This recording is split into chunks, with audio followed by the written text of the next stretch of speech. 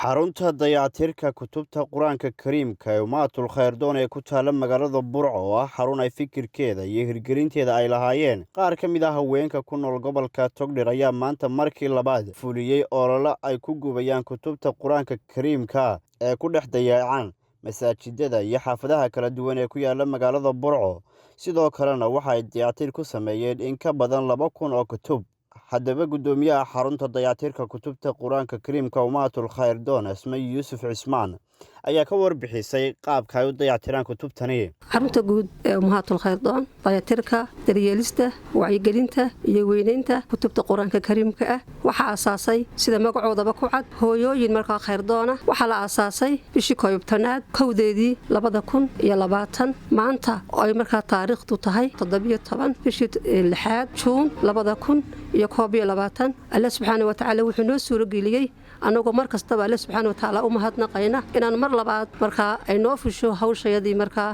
ahayd markaa dayactirka iyo daryeelista kutubta quraanka kariimka ah anagoo markaa muddadan jirnay tahay dhowr 6 bilood 3 bilood ba mar soo saarna markaa dayactirka kutubta samiiskooda iyo gudubtooda haday noqoto 6 bilood hore oo ku beegreed markaa bishii 22 ilaa 25 sida rajaynayo waxaan markaa soo gubnay kutub intan in la eeg ah waxa kale aan dayactirnay kutub iyaduna markaa 776 kitaab ah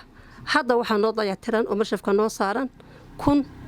1350 kitaab kutubta la soo dayactiray iyaduna noqotay markaa in la asturo oo la soo aasay dayacanta noo kutubta idin muuqata tiradooduna aad iyo aad bay u fara badan tahay wadar marka la isu geeyo kutubta aan sameynay waxay noqonayaan 2100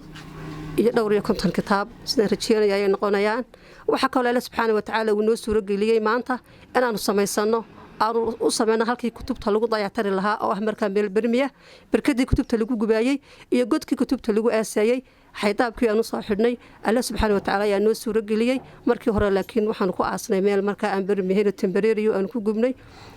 inamada shaqaalaha ee maad ka shaqo galaa waxa weey laba inan markii hore hal inan baa nooga shaqo gali jiray xafiisku wuxuu leeyahay markaa qalabeyntiisii oo dhan haday noqoto kutubta makiinadii kutubta daabacaysay kutubtaan gacanta ku haynaa waxa weeyaan kutub aad iyo aad u dayacan oo ay yar tahay hadda inta dhameystiran una baahan marka in la buuxiyo makiinadii markaa kutubta noo buuxinaysa alxamdulillah waan haysanaa waan buuxinaa oo dhameystirnaa waxoogaa wuxuu baa wali ciriir nagu halka aanu deganahay sidii hore loo sheegay waxaan rajeynayaa inay noo ballaarato oo meel kalena aanu helno insha Allah rahmaan waxaan ka codsanaynaa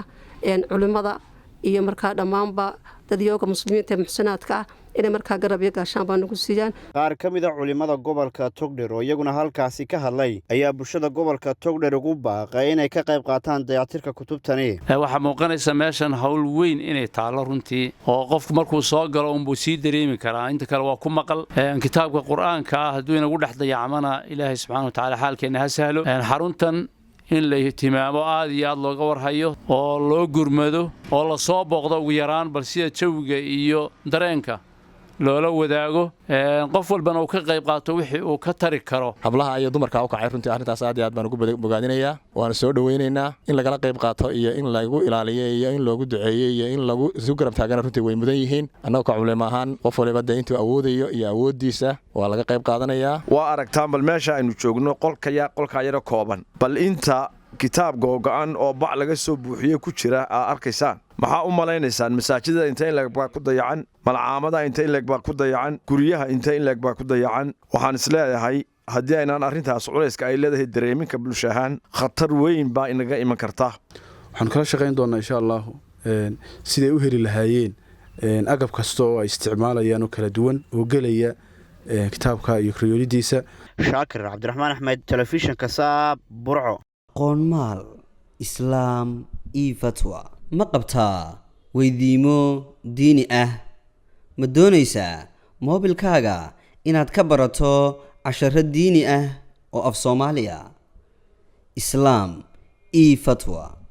waxaad ka helaysaa fatwa diini ah tafsiir xadiis fiqi siiro dhaqanka suuban ducooyin soo qor fatwa ama islaam una dir hal shan eber